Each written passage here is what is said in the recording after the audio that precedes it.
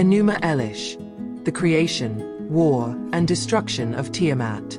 Kikap won the primordial chaos, Apsu and Tiamat. In the beginning, there was nothing. The universe was a vast chaotic void, filled with endless swirling waters. There was no land, no sky, no stars, and no life. Within this chaos, two powerful primordial beings existed. Apsu, the god of freshwater, representing order and purity. Tiamat, the goddess of saltwater, embodying chaos, creation, and destruction. From the union of these two ancient deities, the first gods were born. These new gods were young, energetic, and eager to shape the cosmos. However, as their power grew, so did their restlessness. They filled the void with their movements, their laughter, and their ambitions. This constant noise and chaos disturbed Apsu. He longed for the stillness that once existed before the younger gods arrived. His frustration turned into anger, and eventually, he decided that he would destroy his own children to restore the old order. But one of the gods, Ea, also known as Enki, the god of wisdom and magic, discovered Apsu's plan. Before Apsu could act, Ea cast a powerful spell and put him into an eternal sleep. Then, he killed Apsu and took his power. From Apsu's body, Ea created a new divine realm, where he established his rule. In this realm, his son Marduk was born, a god unlike any other. He was mighty, wise, and destined for greatness.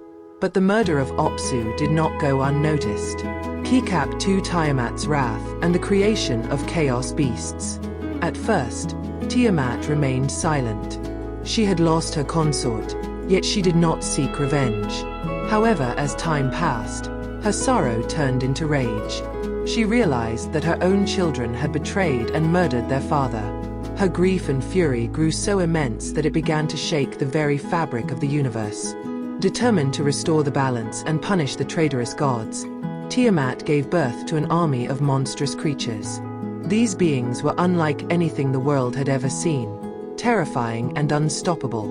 Among them were fire-breathing dragons, massive, winged beasts that could incinerate entire armies, scorpion men, half-human, half-scorpion warriors, swift and deadly, snake giant serpents, colossal snakes that could coil around mountains and crush them, Gorgons, hideous creatures whose gaze could turn gods and mortals into stone. Crossed swords Kingu, Tiamat's greatest champion, chosen to lead her army. Tiamat did not just create these monsters. She also gave Kingu the Tablets of Destiny, powerful relics that granted the holder complete control over the universe.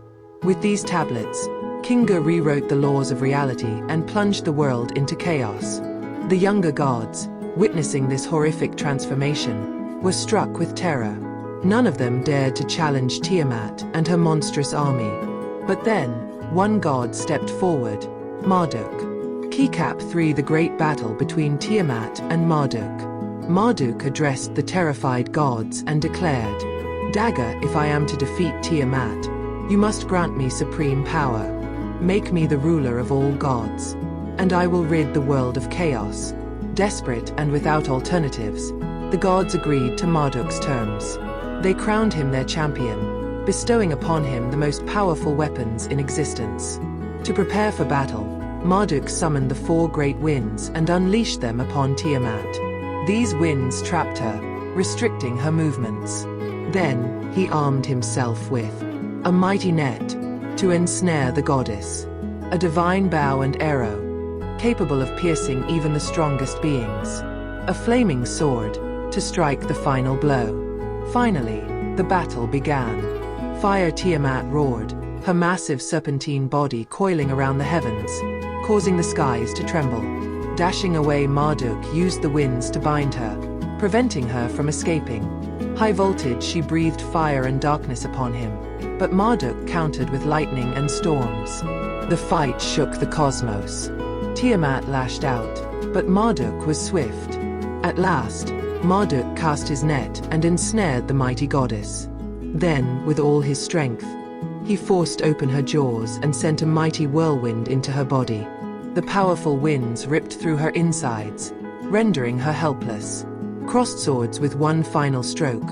Marduk drove his sword through her heart and split her in two. Tiamat, the embodiment of primordial chaos, let out a final earth-shattering cry as she was slain. Keycap for the creation of the world from Tiamat's body. With Tiamat's corpse before him, Marduk saw an opportunity to reshape the cosmos.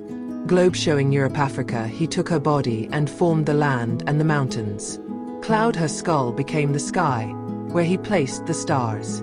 Water wave her tears flowed into the rivers and oceans. Dashing away her breath became the winds and the atmosphere.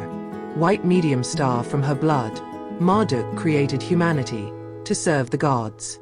Finally, Marduk captured Kingu, the traitorous general of Tiamat's army, and executed him. From Kingu's blood, he fashioned the first humans, destined to serve the divine beings forever. With Tiamat's destruction and the cosmos shaped into order, Marduk declared himself the supreme ruler of all gods. His victory was celebrated, and a golden age of stability and divine rule began. Keycap 5 The Eternal Question. Is chaos ever truly defeated? Although Marduk triumphed, some myths suggest that Tiamat was never truly destroyed. Her body may have been repurposed to create the world, but her chaotic essence remains. According to ancient prophecies, if the world ever becomes too rigid, too controlled, and too stagnant, Tiamat's essence may awaken once more. Some believe that deep beneath the oceans, her heart still beats, waiting for the moment when order crumbles and chaos can rise again. Will Tiamat return? Or will Marduk's rule last forever? Only time will tell. Final thoughts. Was Tiamat a monster or a creator? In many versions of the myth, Tiamat is depicted as a terrifying monster, a force of destruction that had to be slain. But in other interpretations, she is seen as a primordial mother, the source of all life, betrayed by her own children. Small Blue Diamond, was Marduk truly the hero, or was he an usurper who destroyed the natural balance? Small Blue Diamond, was Tiamat a villain, or simply the necessary counterpart to order? Her story is not just about gods and monsters. It is about the eternal struggle between chaos and order, creation and destruction. One thing is certain. Tiamat's legacy has never truly faded. Fire, what do you think? Was Tiamat a monster or a misunderstood creator? Let me know in the comments. Fire. The children of Tiamat. The return of the Chaos Serpents. The gods believed they had conquered chaos. They believed that Tiamat was gone forever, her body reshaped into the heavens and the earth. They were wrong. For even in death, a mother's legacy never fades. Keycap 1 The prophecy of the Forgotten Ones. In the age when Marduk ruled the cosmos, the gods basked in their power, and the world thrived under the order they had established. But deep within the shadows of the universe, there were whispers, ancient and eerie. Mortals told legends of beasts that lurked beneath the oceans, creatures that should not exist. Temples were built to honor Marduk, yet there were those who still prayed in secret to the old mother, Tiamat. One such believer was Amar-Sin, a high priest exiled from Babylon for his forbidden knowledge. He had spent his life translating the tablets of the abyss, forbidden scrolls said to contain the final words of Tiamat before she was slain. One night, as he read the last lines of the ancient prophecy, the words burned into his mind like fire. Cyclone, when the stars align in the eye of the dragon, my children shall rise again. Trembling, Amar-Sin realized the time was near. Keycap 2 The Awakening of the Deep. Across the lands, unnatural storms formed. The oceans churned with a hunger unseen for millennia. And in the darkest depths of the sea, where no god or mortal had dared to tread, something began to stir. Hidden from the eyes of the divine, Tiamat's eggs still remained, buried beneath the ruins of her ancient domain. These were not ordinary eggs. They pulsed with the energy of primordial chaos, incubating the children she had never lived to see hatch. Until now. As the storms raged above, the first crack echoed through the abyss. From the largest of the eggs, a monstrous being emerged, one that had never been seen before. Its name was Kur-Mar-Tiamat, the doom of the gods. With the head of a dragon, the body of a serpent, and 1,000 eyes that saw into the past and future, it let out a roar that shook the very foundations of the world. And it was not alone. From the depths, more of Tiamat's lost children began to awaken, ancient Chaos Serpents, long forgotten by time, now hungry for revenge. Keycap 3: The Gods' Desperate Stand. Panic spread among the divine realms. The gods, who had long grown complacent, were caught off guard.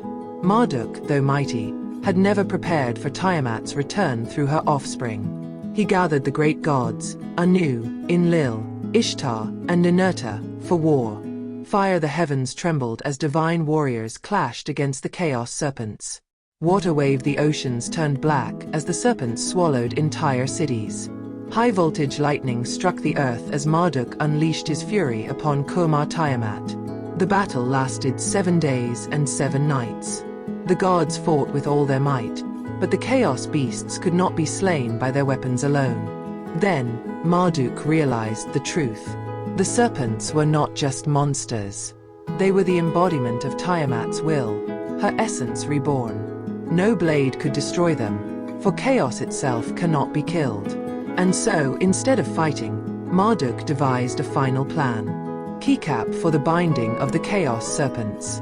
Marduk called upon the strongest magics ever known. He wove a spell using the very laws of the universe, crafting chains forged from time itself. These chains would not kill the Chaos Serpents, but they would trap them in an eternal sleep, locked away in the void between worlds. One by one, the serpents fell into slumber, their roars fading into silence. Finally, Marduk turned to Kur-Mar-Tiamat, the last and greatest of Tiamat's children. The serpent, though bound, laughed. "Cyclone, foolish god," it hissed. "You do not destroy chaos. You only delay it."